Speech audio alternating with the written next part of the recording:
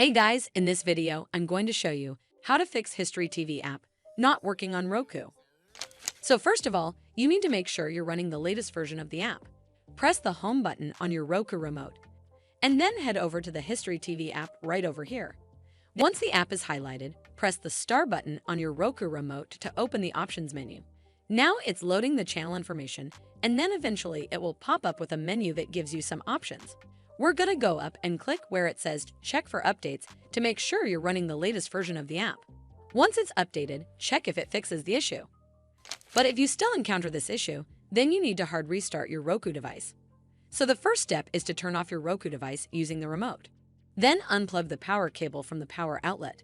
Wait for 3 to 5 minutes, and then plug the power cable back in and turn it back on. This should fix the issue, but if it doesn't, then you need to completely reinstall the History TV app.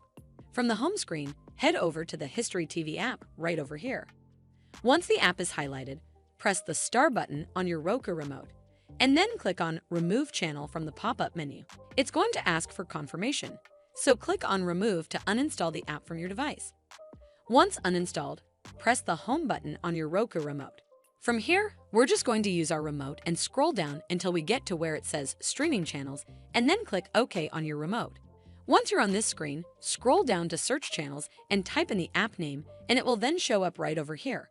Scroll over to the right, and then click OK on your remote. Then we're going to click OK on where it says Add Channel to install it back on your device.